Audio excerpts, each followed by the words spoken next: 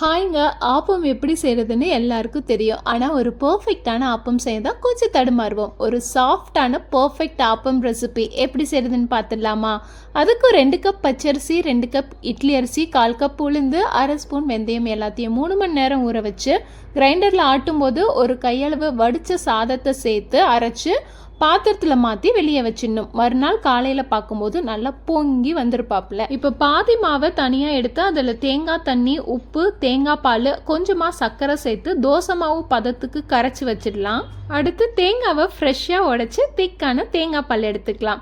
சுடு தண்ணி ஊற்றி பால் பிழிஞ்சால் பால் நல்ல திக்காக வருங்க.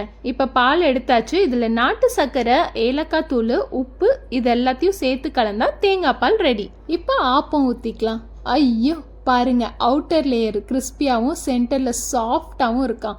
அப்படியே இவன் மேலே தேங்காய் பாலை ஊற்றி ஊற வச்சு சாப்பிட்டு பாருங்க, 10 கொடுத்தாலும் பத்தாது. அப்புறம் என்னங்க, இந்த மாதிரி வீடியோஸ் எல்லாம் பார்க்குறதுக்கு நம்ம சேனலை ஃபாலோ பண்ணிவிட்டு இந்த வீடியோவை சேவ் பண்ணிவிட்டு உங்கள் ஆப்பம் லவர்ஸுக்கு ஷேர் பண்ணி விடுங்க.